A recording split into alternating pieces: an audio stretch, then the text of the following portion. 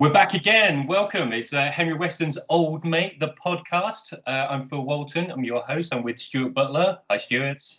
Hey, Phil. How are you doing? Good, mate. Number 8, I think, is it? It is number 8 today. With first daytime recording, which is good. Yes, Men Without Children. Men and No Baby. What a film. I know. Not much of a plot, I don't think.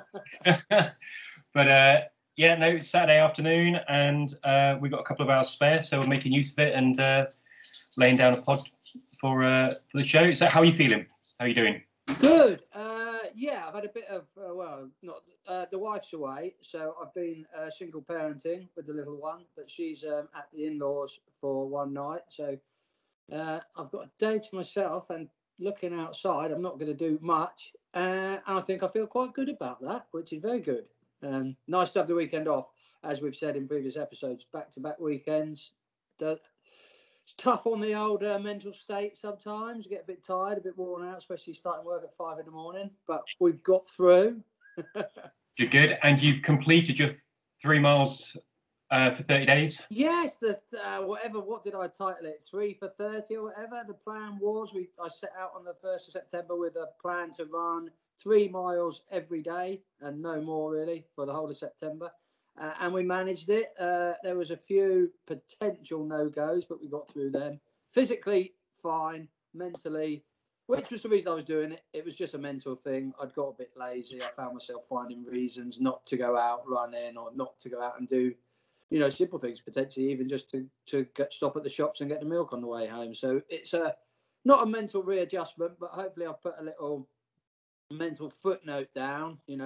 Think back to when you were feeling a bit bad and you could still manage to do that. So it wasn't a charity thing or anything, just a little personal, give myself a kick up the backside, and I feel good for it. There's a good sense of achievement. Good. So mental state good and still sober, no temptations? No temptations at all. No. Don't think I've even had a non-alcoholic beer for a couple of weeks. So yeah, no temptations. Like I say, even tiredness doesn't, even a little bit of anxiety, it doesn't tend to lead me down that way. It has to be a real big wobble in the road for the beer to enter the mind. So nothing like that at the minute, mate. Good. Okay, so we have had quite a few listeners, but somebody else has been in touch just to I don't know, they want to be associated with the pod and a bit of product placement going on. So tell us about this. Well, this is Elliot Eastwick and his world famous hot sauce. What I'm showing you now, and you'll be listening to, is Elliot Eastwick's hot pizza oil. What he started is actually an ex-DJ, Hacienda in Manchester, a local radio DJ who in lockdown 1 found himself with not much to do and started making hot sauce. I believe I've listened to a podcast. I believe he lost his job. The radio station he worked at changed hands and he was let go. So I'm just showing you now. This is the one I like the most. It's the world famous hot sauce Pineapple Ghost, and it is bloody hot. But Elliot he's on Twitter. If you find him, world famous hot one is his Twitter handle. He's a recovering alcoholic himself. He doesn't go into great detail about it, but he has, he does allude to it in some of his tweets. So I'm sure he won't mind me mentioning that. But this one again is my favourite. We'll show you the last one and describe it. The black garlic barbecue sauce, which is absolutely delicious. You can find it all on his website. If you just type in world famous hot sauce, Elliot Eastwick's world famous hot sauce into Google, he'll come up. Yeah. We just plug he's not local because he's up north, but he's a small business, trying to make the best of a potentially bad situation in lockdown. And from what I see, he seems to be doing very well, and the products are fantastic. Great. I can't wait to get my hands on it, actually. I think we have Friday night pizza night in the Walton house. Yeah. So I haven't tried the pizza oil yet. This just literally got delivered by the postman. Okay. But the hot sauces, I can vouch for that. I was lucky enough to get my hands on what he did as the the 4 Sauceman special offer. So I picked up 4 for 20 quid, including postage, which some people might think, oh, I can get bloody barbecue sauce at the supermarket for 89p, but give this stuff a go. It's well worth it. Cool, very good, and it's good to have Elliot listening and being in touch. So thank you for that. So let's crack on with today's episode then, and that being we're entering phase 2. You've been admitted to hospital in this timeline that we've been working through, and we touched on in the last episode you'd hit your rock bottom, and this was you verbalizing to somebody outside of your head that the problems that you're experiencing that have led you into hospital after a shocking few days of vomiting blood and really not being able to look after yourself, you've admitted that this is all down to alcohol, and you've let your brother know. Your brother's gone to speak to the doctor, and this is where we're going to pick up, really. Anything before we start that you want to just fill in the gaps around where we were from last time? Yeah, well, just a quick recap, a very quick recap. Yeah, as you described, I'd been very, very sick for a period of 18 to 24 hours. My mother had been around witnessing this. My wife was away at the time. Anyone who's listened to previous episodes will understand, in this period of my life, when I was left alone for any period of time, I was drinking ridiculous amounts of vodka, watered down with nothing more than cheap sparkling water. So I was hitting it particularly hard, or I had hit it particularly hard. My body was obviously at the point of failure. My mental state was at the point, I think I was very close. I think I actually did have a bit of a complete break from reality the day before. I'd spoke to my wife 3 or 4 times on the telephone, explaining that I was, well, lost. I didn't know what to do. I wasn't curled up in a ball in the corner, but I wasn't far from it. I had no direction in my head. Going back to the previous episode, I had none of those suicidal thoughts or anything. I just didn't know where to go forwards. I had no idea what my life had become. I ended up in hospital because of the blood, and at which point, after lying to the doctor for a period of 2 or 3 minutes, he went away. He'd taken some blood, and that was the point I gave up. I told my middle brother Paul, get the doctor back if you can. I've had enough of this.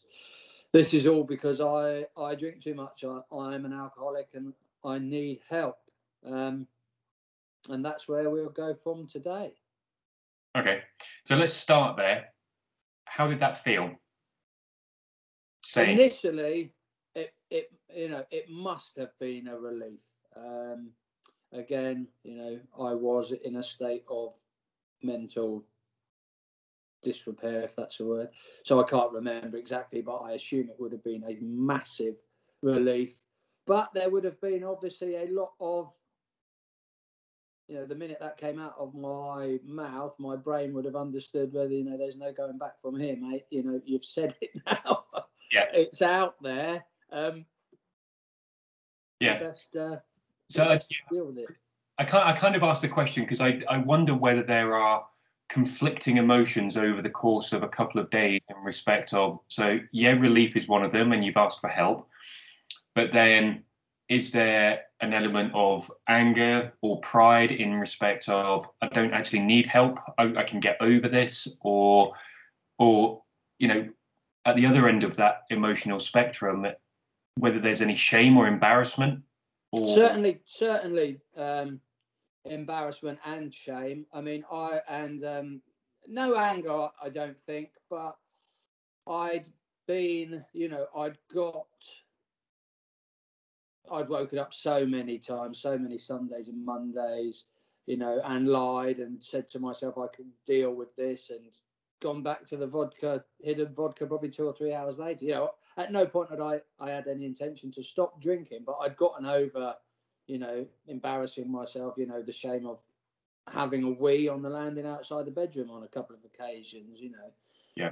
The shame of daily not being able to remember conversations I'd had with my wife. You know, quite well, not embarrassing, you know, when we, you know, talking about yesterday's dinner, and wasn't that a fantastic meal? And I have absolutely no clue what fantastic meal my wife was talking about. You know, that's a very basic example. Yeah. So no, but anger, no. I mean, I think again, I can only assume, but I was at the point where I was broken and had to accept that I needed fixing, I needed help. Okay. Okay. I think we'll come back to kind of your emotional response to this as we go through kind of the timeline of your week or so in hospital, because I think, you know, with any significant influencing event, there will be a roller coaster ride of emotions that go along with that. So we'll check in every so often. What about your mum and your brother who were there? What was their response to this revelation? Well, my mum, massive relief. I've explained to you that she didn't know. Well, she did know, but she didn't know, if that makes any sense. Yeah. She wasn't surprised, of course, that it was alcohol related, because I think only a parent, maybe even only a mother, would, you know, she knew what was going on without. So when I told her, you know, she could, I guess she could, you know, she could see me, you know, getting out of the quite awful hole I dug myself into. With regards to my brother, you know, he's not much younger than me. He's a big, you know, he's a roughy, tufty guy. So he doesn't do emotional, but you know, he held my hand and he comforted me as best as Paul can. Yeah. I'd have to ask him. He obviously hadn't been, although he lived local, he hadn't been witnessing or seeing me daily like my wife had, and sort of weekly like my parents had. And obviously I had been keeping myself. I'd become a recluse really from social events. I didn't invite anyone round. So he wouldn't have seen all that much of me. So he would have probably been quite surprised to see the state that I'd got myself into. But yeah, he put his arm around me and, you know, told me everything was going to be all right. And in a strange way, hearing it from Paul, you know, he's only 18 months younger than me. We've obviously grown up together, spent a lot of time doing things together. But I believed him. I understood. I could see a way forward. Yeah. Yeah, and I think that in the immediacy of the admission, like admitting your problem, not the admission to hospital, having people right there who were telling you it's going to be all right and that they're going to support you must offer that reassurance that, okay, now you've done it, you're not actually going to be abandoned. Like they're not ashamed of you. They're not, and these things might not have been going through your head at the time, but I wonder whether there's an element of that that's kind of, you got the right responses from the right people. Yes. Which I expected, you know, I would have expected my mum and my brother to react like they did. Had my dad been there, and subsequently he did visit 3 or 4 days later, he didn't tell me off, but it was quite apparent that when he came to see me, that one, he didn't understand it very well, but two, he wasn't best chuffed with me. Whereas my mum had obviously showered me with positive emotions and chats were all in the. And my dad was not. He didn't shout at me. There was a quiet shake of the head on a couple of occasions, I seem to remember. When certain things were being discussed, you know, when I was explaining to him what I'd been up to, he was in disbelief. But my main concern was with regard to my wife, who was away. I just assumed, in my pickled state and fatigued brain, clouded brain, that she was going to potentially boot me out the door, and because she's had to live with this. Has been going for 18 months now, and the last year, 6 to 8 months, my behaviour was disgraceful. Just disgusting is the only word to describe it. So I thought, well, this is really going to put the cherry on the top of everything. She's, this will be. If I'd have been in a position, been subjected to what I'd put her through, there would definitely have been some anger and some, looked at me and gone, "You fucking twat! Why didn't you say something?" Yeah. So, and I guess I'm just speculating here. Like what you've just said is kind of like cherry on the cake of all that behaviour. The contrast to that could also be, there's an answer to all this. He's actually not a knob. There's a yes. That's yes. And again, when my wife arrived at the hospital, sort of the middle of the night, that first night, she travelled back to England on the plane and driven straight to the hospital. And yes, again, like my mum, she obviously knew there was something. And again, like my mum, being the age I was, 37, they tried to help me so many times, and they hadn't given up, but they were both aware that I had to. The only way that I was going to find help was I had to get to the point where I was going to ask for it myself, and I had now reached that point. Okay. Do you mind? Can we go back to your dad? We've not spoken about him very much during the series. Yes. Can we take that direction? Is that all right? Yeah, of course we can. I don't know how much direction there'll be, but we can have a look at it.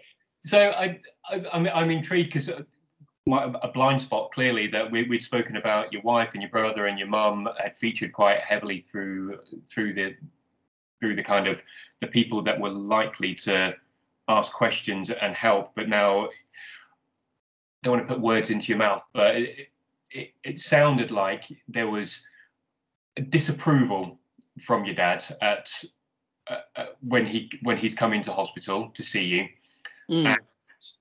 And I guess, is the disapproval, also maybe disapproval is not the right word, but is his reaction, do you think, related to how much you were drinking, your behaviour and all the rest of it? Or was there some reflection of how did he not spot this? No, I think disapproval is the right word, but I think, and again I'd have to ask him, but I'm pretty sure, because we have discussed it a little bit, I think his disapproval was the fact that I'd been lying to people. He'd come up with my mum on a couple of occasions because they were basically at their wits' end. I'd come home, or I'd had a bit of a mental episode in the late summer of 2017. I think I might not have been at work. I'd been drinking all day. Erica had come home, and I'd got myself in a right pickle. I decided I hated my job. I hated the world. I couldn't go on with the way things were. Something needed to change. And I'd got myself in such a state that my wife called my parents, and they came up to have a chat with me. And Dad he's a diabetic. And for some reason, I have no idea why, but he brought his blood pricker finger thingy up to test my blood. I think they were at the point where I thought we'll try everything to see what's wrong with Stuart, because I was having these either episodes of missing work because I was feeling unwell, or telling people I was feeling unwell. So, and he came up and he took my blood and blah blah blah. That all said the right things for the diabetic. So that and I think he was probably reflecting on the 2 or 3 times he came up, and talked to me. And my mum would ask me in episodes like this, are you drinking too much, Stuart? Because we all know you like a drink. Is there too much? And I'd just sit there and lie. And my dad's old school. he doesn't mind it if you call him a twat, as long as you call him a twat the next time you see him, and you don't go and tell the next door neighbour that, oh, Mick's this wonderful guy, because he's happy as long as you're straight up with him. Yeah. And I wasn't straight up with anyone for a long period of time. Okay. And then, so the other thing that I wanted to kind of ask was, at the time of your lowest moment, did that disapproval hit you in any way? Did you? It registered, and again, I'm sort of speculating, although I remember being in the hospital bed, and he came in, and he said very little. He came in with my mum and possibly one of my brothers, and he said very little. And as the conversation carried on, over talking over maybe how or why or how much I'd been drinking, because he's not a drinker, my dad. He does drink alcohol, but not in huge quantities. So I think he just couldn't fathom someone drinking 4 strong ciders and a litre of vodka in a day. Yeah. But I remember looking at him and thinking, the shake of the head resonated. It cuts deep. Not that I don't think that's what he was trying to achieve. Yeah. But yeah, he couldn't fathom it. Yeah. So I guess there's a number of ways that could be taken as the recipient of that kind of disapproving, you've let me down, you've let yourself down kind of response. You're either going to respond to that in a positive way of kind of, I don't want to make my family, my dad feel like that and have that feeling towards me. Or another avenue could be, I'm at my worst edge, my worst place here. This isn't the right fucking time to give me the kind of the silent lecture. Was there anything in between that I've not covered? To be honest, I know my dad very well. He's my dad. I wouldn't have expected it if he'd have come in and sat on the bed and put his arm around me and said, "Oh, I'm so sorry, sir." I'd have said, "What the fuck's going on here? Who's this bloke?" So I was, that's how, Okay. That is just how my dad is. Okay, so he kind of, this is damning with faint praise, and it's not meant to be. It's supposed to be the other way around. But he lived up to expectations in that scenario. Yes, yeah. He was, and he, and since, since getting home and continuing, my sobriety, he's supportive in the way that he is supportive of all the 3 of us, my 2 brothers as well. That's just his way. Okay. But he understands it as much as, it's not a great point of discussion. We don't go back over it. It's not been forgotten, but it's it just is. That's the way it is with. Yeah. Okay. So after your initial kind of entry point into hospital, you've been admitted into probably what is a busy medical admissions unit, people coming and going, but you're in hospital for, is it about a week? I went in on the 17th, and I actually got released on Christmas Eve, the 24th, just after tea time. So yeah, I think it was 7 nights. And I bet you hadn't got any Christmas presents ready, had you? Do you know what? I think I had ordered a few. Okay. It wouldn't have been. Yeah, I didn't order any when I was in there. No. Okay. That was unnecessary. What was that week like then? Talk to us about being in hospital. Well, the first day, I said the first day is the least. I remember. I can't remember the point of. I can remember very little from the point of telling my brother and my mum to the point where I then remember being in a bed, but it felt like I was in the bed in A&E, for example. There just seemed to be other people on beds everywhere, but it wasn't a room with a door. There was hospital staff buzzing around everywhere, attending to everyone. It was a very, there was bright lights on the ceiling. And they stayed out. You know, I went into hospital about 6 o'clock, and we sort of talking 2 or 3 in the morning. My mum's just left by about now, and I was completely lost. I believe I had, you know, we discussed it off air. I'd either admitted myself into the care of the hospital or some form of voluntary sectioned myself. And I was informed that the sort of NHS don't really do in-house treatment for you know, alcohol abuse, but there was they had a small, they would admit me if I signed myself in, because it wasn't uncommon. I assume it's not uncommon nationwide, but in the Thanet area, I was at QEQM Hospital. It was explained to me that they deal with this quite regularly.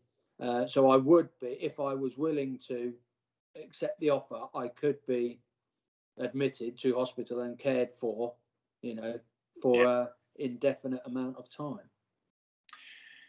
Okay. And yeah, so I think the NHS, when it comes to alcohol abuse, most often they'll treat you, and so at the point of delivery they'll get you over the acute phase. Mm-hmm. Be in hospital for a period of time where, when you are discharged, you are likely to be physically over your symptoms and out of danger. But like everything in the NHS, whether it's counselling or an addiction or anything like that, there tends to be long waiting lists, and there are obviously private options that will help you in the short term. And this is, I guess, this is the greatest crisis point within that, is that you need immediate help, and if you can't afford it, then you've either got to do it yourself, or you know, the other option is to revert back to the old ways. Yeah, I mean, I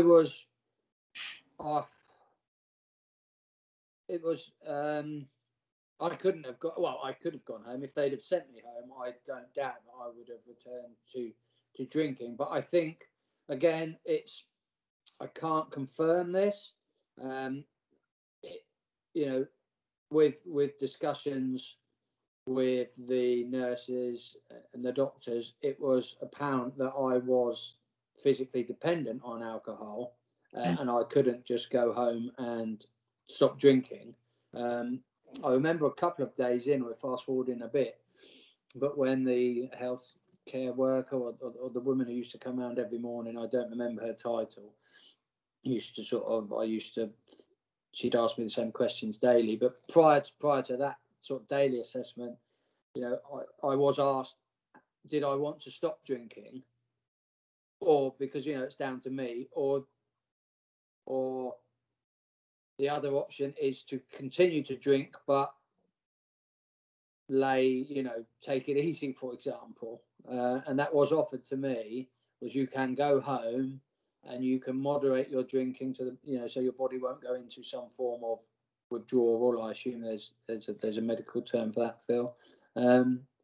And did I want to discuss that? And my wife was there that day, and she looked at me, and thankfully, hoping for the right answer to come out. And I said, I don't think me and drinking, you know, me going home to drink, because I'll have 6 cans of cider or whatever my body needs, and then I'll just wait for everyone to go to bed and probably drink 6 more or whatever.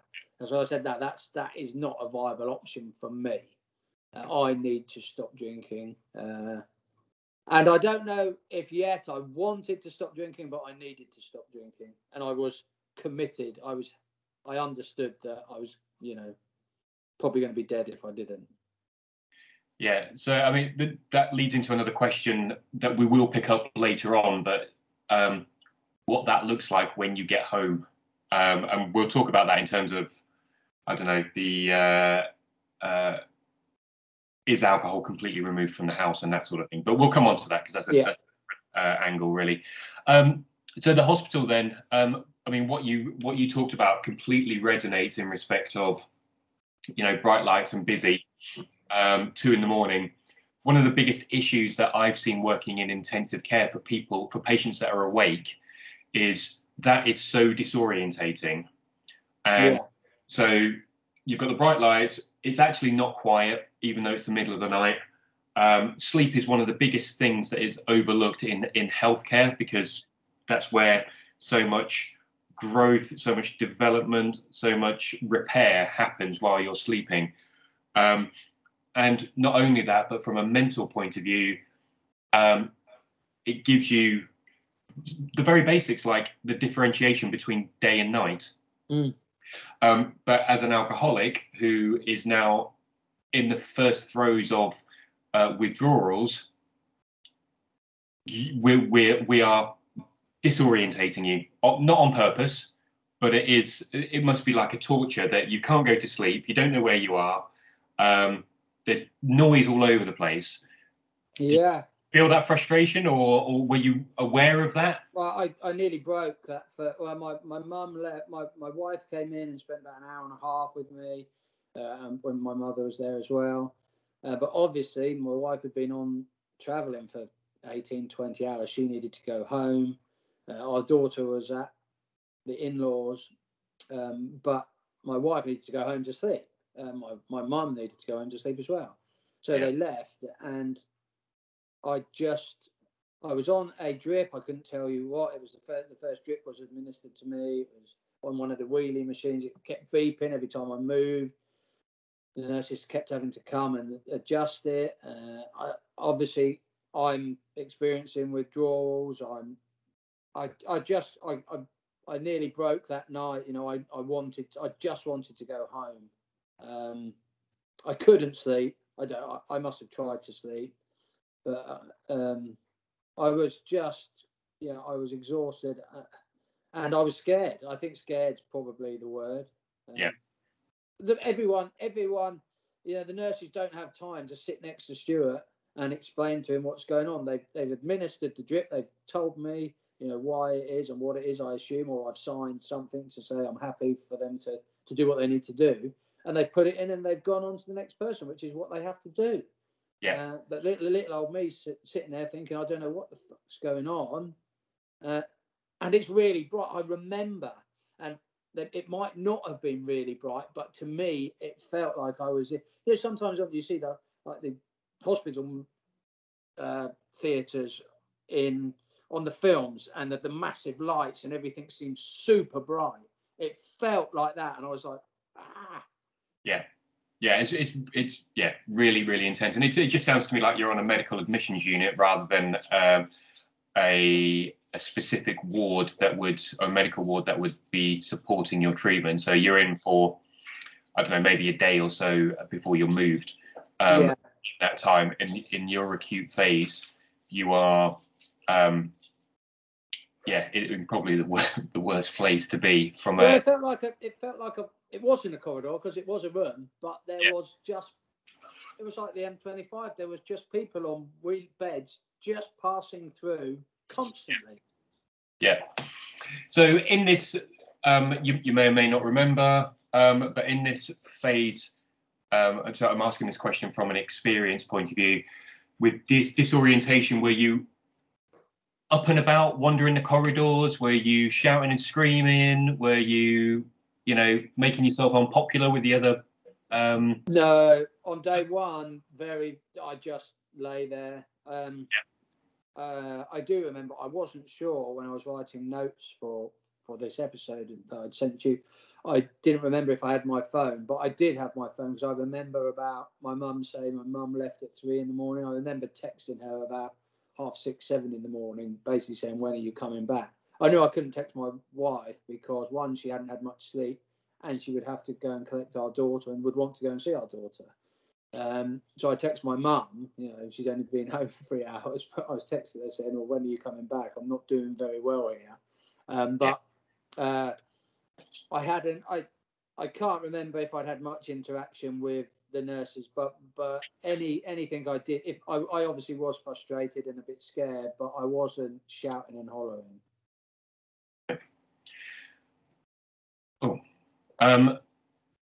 Okay, that's fine. And so And there was no kind of resistance to any of the treatment that you were having?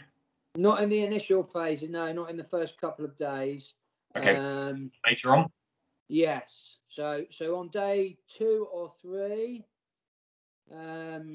I'd been moved to. I spent about 24 hours in a room on my own, which initially I thought was going to be blooming great. But what it actually meant was every time my drips that I had plugged in, and they just seemed to kept beeping, and I'd soon learned that when they start beeping, it means they're not doing what they need to do.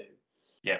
So I would then press the button to try and get the nurse's attention, and I wouldn't see someone for 2 or 3 hours. Again, that's not a complaint, but I was well out of the way.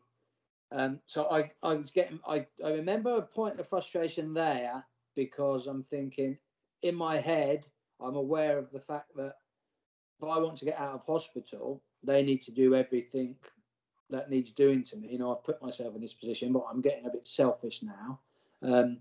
So I need this drip in me so that they can tick that off, and then we go on to the next stage so Stuart can get home. So that was building up, and then into the 3rd or the 4th night, I remember I was due to have a drip changed, or I'd been informed that one drip was going to be changed in the middle of the night, so I'd probably be woken at some point, and that happened. And the nurse came and took the drip off, and she didn't put another one on. And I really lost my temper then. I said, old nurse Stu comes out. Oh, I think you need to put a new one in. I told her. And she said, oh, no, Mr. Butler, I don't. Thank you very much. I'm the professional. And I said, no, you do. The previous nurse told me I would be having another bag of something. Yeah. And then she went, well, things have changed. They might not be in the exact words. And in my head, I just thought that this is delaying me getting home. And I lost my bag. I wasn't plugged into anything now, so I got out of bed, started packing my little rucksack that my family had bought for me in my little white gown, and moved to the nurse's station just outside my little 8-man room, and said, I'm going home. I've had enough of this. And they said, you can't go home. It's 2 o'clock in the morning. I said, I can. I'll get a taxi. And they said, well, you can try. And anyway, after a lot of shouting and me acting like a 6-year-old, they said, if you can get a family member to come and collect you, then we will let you go home. But you're not ringing. And I do remember, and it was very good of the nurse, a female nurse. She said, but I am not going to let you phone your wife. She was aware of my family situation, young daughter. Yeah. She said, I am not going to let you phone your wife. I said, oh, fine, I'll phone my mum, she'll come. So I phoned my mum on the landline, and she said, she was sympathetic to a point, but she wasn't having any of it. She said, no, you need to be in hospital. Good. I did get mega frustrated with the nurse, and I don't blame her for being frustrated with me, but she did say, and I look back on this, and it's the one thing, I'm not here to give her advice, but she said, I believe you want to leave to go home and have a drink, which I didn't. Yeah. I wanted to go home because I didn't want to be in hospital anymore. Yeah. I didn't want to go home to drink, and that really pushed the button.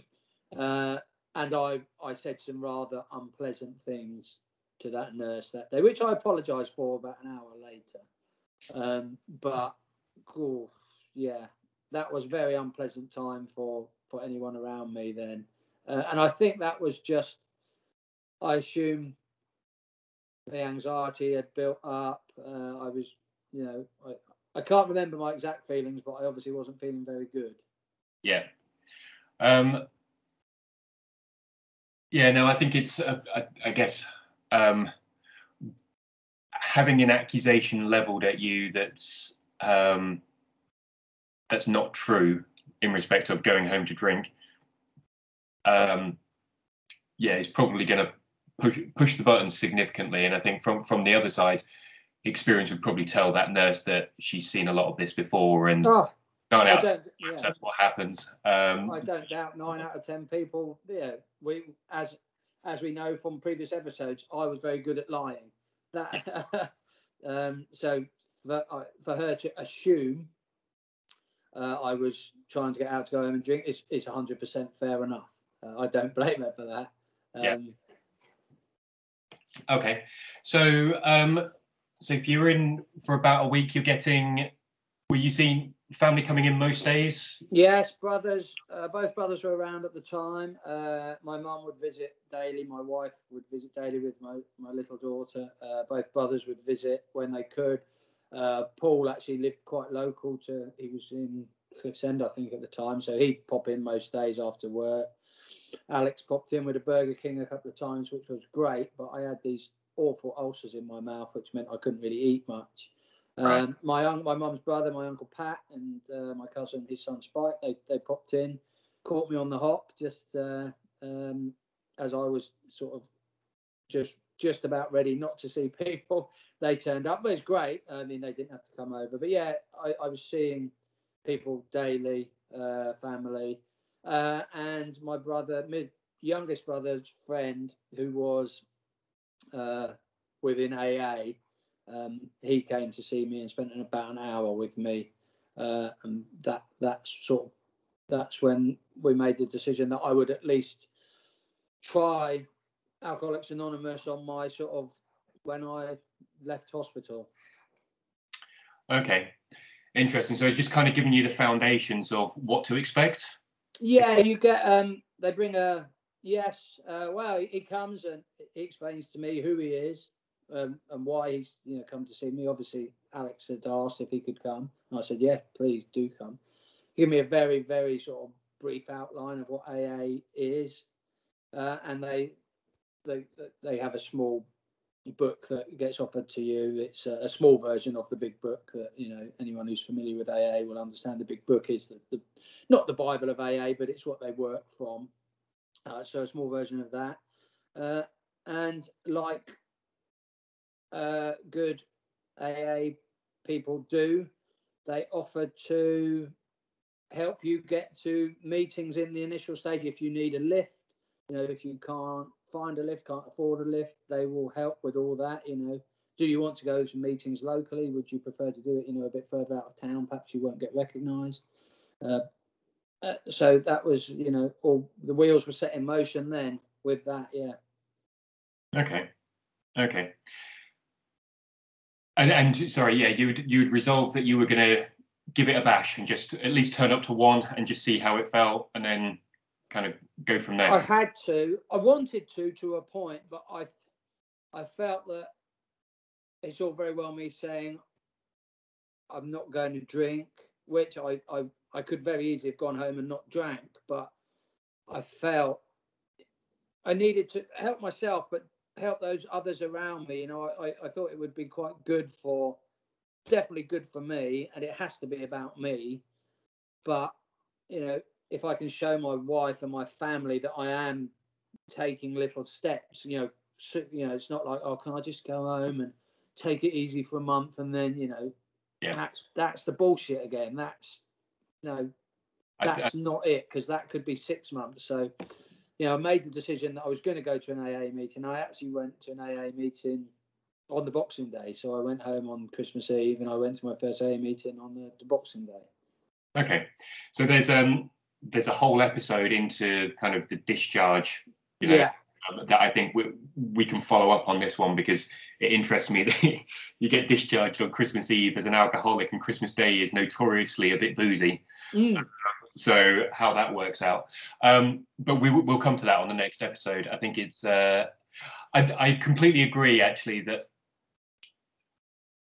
saying that having this chap turn up, give you the rundown on what to expect and those sorts of things, and you agreeing to do it, I think, not just for you to say that you're going to commit to it, but for your family to see that you're committing to sobriety.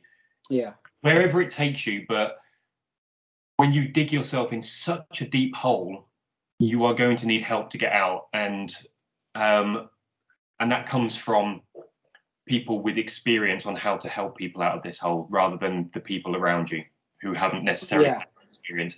And I think that, again, only speculating, but that must have been a relief, or at least reassuring for those around you, to go, right, okay, he said he's going to do that. We'll help him get there, whatever that takes. Yeah. Because you're heading in the right path. Yeah. And it's obviously, it still is a long journey, but they were baby steps, but, you know, we took them quite quickly, which I think was good for everyone. Okay. So I am conscious of the time that we're running up to 45 minutes, which is our kind of like aspirational deadline. Anything that you want to cover off from a hospital point of view as a short wrap up now? I mean, we've already said that we're going to run into kind of Christmas Day, Boxing Day, or the initial discharge home on the next episode. But anything that you want to cover from this part now? No, I think we've covered it all. I mean, what we probably haven't discussed, and we have discussed it off air, is just how significant how insignificant it seemed to me until I realised that I had actually, in my time in hospital, I had actually signed myself over to the care of somebody else, the NHS, I assume. So it wasn't a case, although the nurse, you know, when I had that little Paddy or big Paddy, they were going to let me home, but it wasn't, you know, they weren't just going to let me home because I was in their care. It became apparent the day after, when I had a chat with the lady who came to see me every day, that, you know, I had to prove, or certain tests in my blood and certain assessments that were done of my mental state, I had to prove that I was no longer a danger to myself and those around me to be allowed to go home. And when I actually understood that 4 or 5 days in, again, that was very scary, because to be told by someone, you know, when I say, well, you know, why are you asking me questions relating to how angry I feel on a scale of 1 to 10 based on a sentence? And I said, you know, why are you asking me how, you know, you asked me this yesterday, and you asked me, and she said, Mr. Butler, we need to know that you are not a danger to your wife and child. If we send you home, we need to send you home safe. That you are our responsibility. And then I was like, holy shit, this is serious. Yeah, I mean, excuse the pun, it's not intended at all, but that must be so sobering. Yes. Just kind of like, you are currently being assessed as to whether you're a danger to the people that you love. Yeah, and I didn't. Yeah, I knew I was a danger to myself. Yeah. But, you know, I guess I can only expect. But, you know, if they are to send me home, and I'm not safe to go home because I go home and have a mental episode or have some form of episode and get myself wound up looking for drink and, you know, hurt somebody, you know, that falls back on them. So, you know, it was very obvious to me that after that this could, you know, at one point it was on the 23rd of December, they'd said to me, there's no chance you're going home for Christmas. And that hurt, but it didn't hurt too much because I was a big boy and, well, you know, there'll be plenty of other Christmases. Now, I will have more Christmases in sobriety. Yeah. But that stung, you know, that really stung. And you're like, you start thinking to yourself, all this because you couldn't stop drinking. We now know I couldn't stop drinking because I'm an addict. But fucking hell, yeah, that was really, when I think back to that and I remember that, and I thought, shit, this is serious. Yeah. Which again is, it's kind of funny, not funny, that the vomiting up the blood, the admission to hospital, and yet there is still something else that hits you as hard, if not harder, to kind of snap you into shape to realise the seriousness of it all. Well, I should probably, I know we're running on time. Sorry, I should mention that I didn't realise the next day, after I'd fallen out with the nurse, my assessment, the lady who did my daily assessment, she said, obviously last night's incident isn't good, Mr. Butler.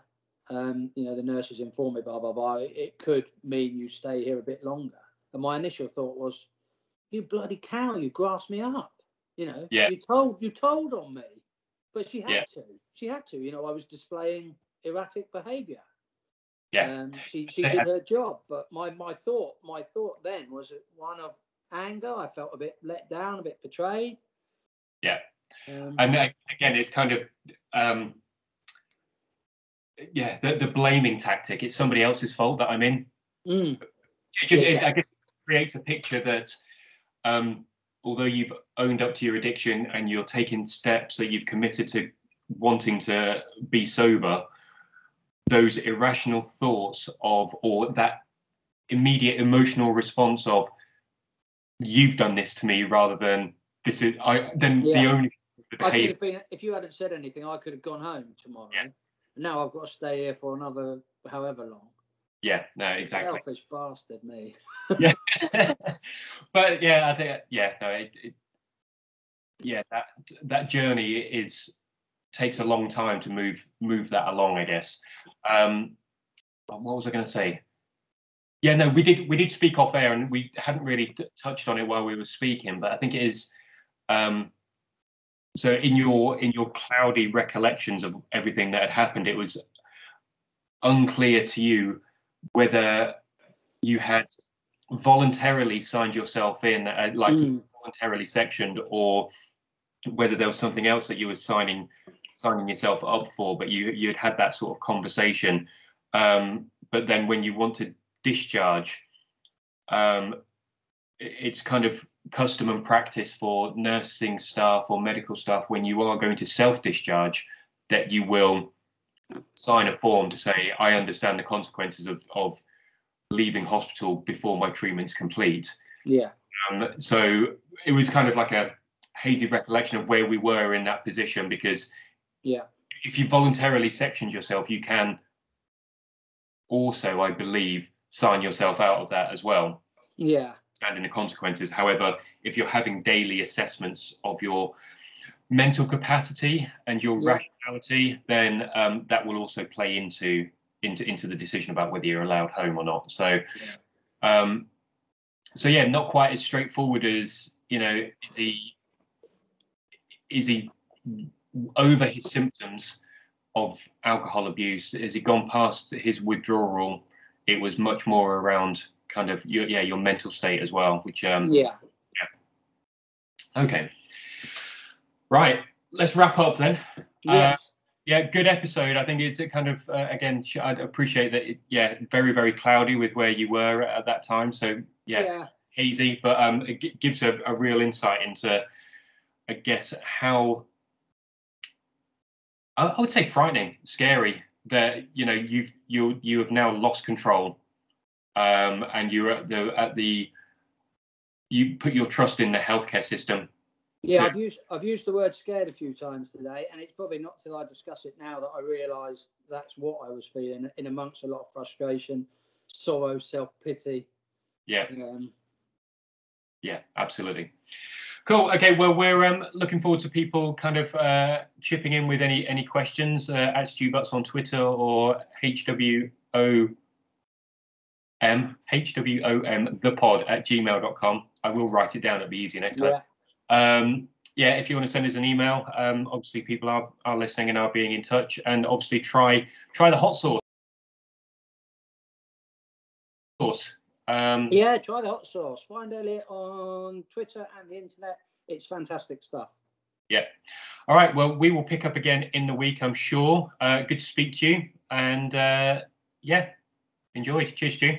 Thanks for your time, Phil. Brilliant, mate. Cheers, mate.